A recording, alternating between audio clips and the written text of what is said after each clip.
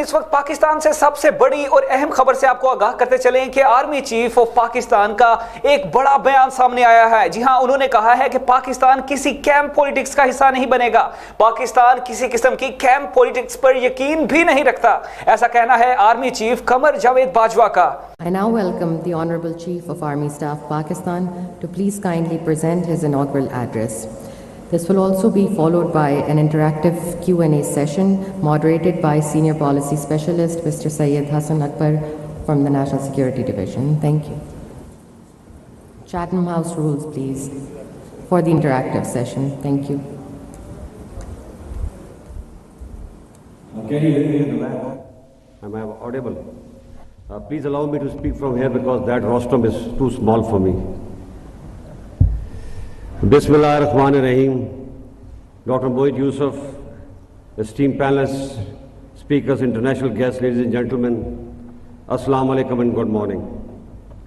It's my profound pleasure to speak to you once again at Islamabad Security Dialogue. I'm extremely pleased to note that this forum, organized by National Security Division for the first time in 2021, has already made its mark as one of the region's prominent security dialogue, and I would like to compliment Dr. Moeed and his team for this achievement.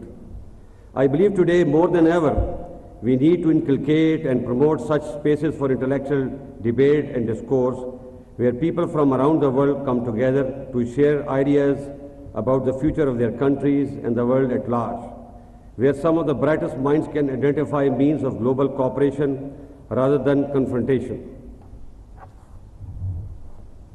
Ladies and gentlemen, I speak to you today as the world is witnessing an unprecedented return to global power contestation. The resurgence of interstate conflict amidst shared global challenges of poverty, climate change, terrorism, cyber intrusion, and scarcity of resources poses profound questions for international system. The international community's collective security rests in our ability to integrate our shared goals of global prosperity through an equitable international system, resisting the pressures of great power contestation. Pakistan, as a country located at the crossroads of economic and strategic confluence, is navigating these shared challenges in our immediate region and through our partnership in the international community. Ladies and gentlemen, Pakistan's first ever national security policy places the safety, security, dignity, and prosperity of its citizens at the heart of our security policy. It recognizes the symbiotic relationship between economic, human, traditional security, placing economic security at the core, with the ultimate aim of achieving prosperity for our citizens, with focus on ensuring domestic economic stability and growth, augmented through development partnership with the international community under our geo-economic strategy. Achieving this requires peace at home and abroad. Internally, Pakistan law enforcing agencies and the military have given innumerable sacrifices to defeat the menace of terrorism. Since 2001, Pakistan has suffered over 90,000 casualties and more than 150 billion in economic losses. Our commitment to defeating terrorism remains unwavering. Through the selfless dedication and sacrifices of our armed forces, civil law enforcing agencies, and support of our nation, we have made remarkable gains against terrorism. This has resulted in a marked improvement in the internal security situation of Pakistan. However, the threat of terrorism and violent extremism remains, and the struggle continues till we eliminate the last terrorist and cause of terrorism from our region. We are committed to preserving our gains against terrorism, and we are working with the interim Ikhwan government and other neighbors to ensure that terrorist organizations are no longer allowed to use territory of one country against another one. A peaceful and prosperous West and South Asia is our goal. Pakistan national security policy places a premium on promoting national cohesion and harmony through the precepts of unity in diversity.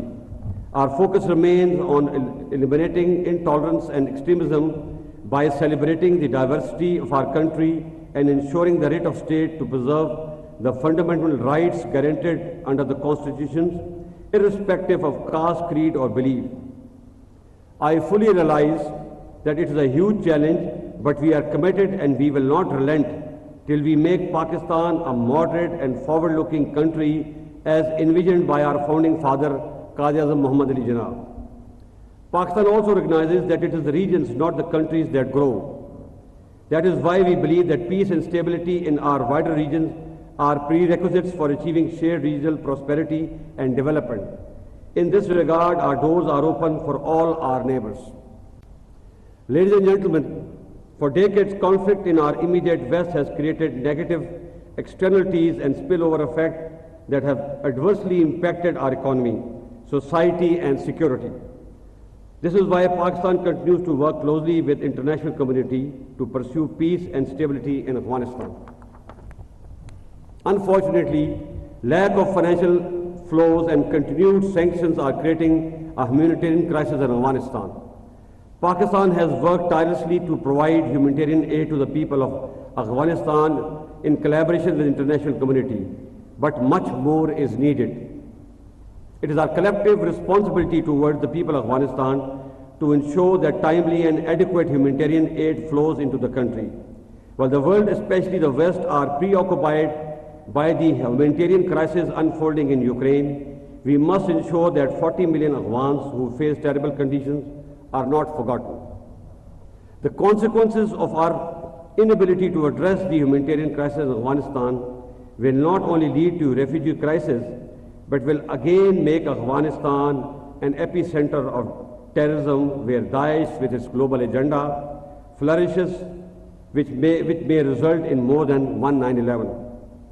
Therefore, good or bad, it is important for the international community to keep Afghan government's nose above the water. The performance of present Afghan government is not satisfactory to say the least, but we have to be patient and accommodative. Instead of imposing sanctions which have never worked, we must incentivize Afghan for their positive behavioral change. While Pakistan shares some of the concerns of the international community, we believe that disengagement with Afghanistan is not an option. We urge the international community to share their concerns directly with the Afghan interim government and continue their engagement to ensure uninterrupted flow of humanitarian assistance to the people of Afghanistan. Pakistan already hosts nearly 4 million registered and unregistered Afghan refugees. We continue to host our Afghan brothers and sisters, but would like to work with the international community to create stable environment necessary for their time-bound and dignified return to Afghanistan. Ladies and gentlemen, toward the east, situation along the line of control is satisfactory and fairly peaceful. Mercifully, we have not seen any major incident along the line of control since last 1 year, which has brought great relief to the people living along both sides of the line of control. However, the recent incident involving Indian launching a supersonic cruise missile into Pakistan on 9th March 2022 is of serious concern.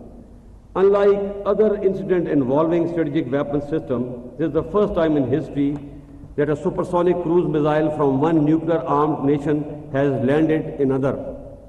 This raises serious concerns about India's ability to manage and operate high-end weapon systems, and equally concerning is India's indifferent attitude in not informing Pakistan immediately about an inadvertent launch of the missile. We hope the international community will realize that this incident could have resulted in loss of life in Pakistan or an accidental shooting down of a passenger plane that were flying along the path of the cruise missile. Pakistan has called for a thorough probe into the incident, and we expect India to provide evidence to ensure Pakistan and the world that their weapons are safe and secure.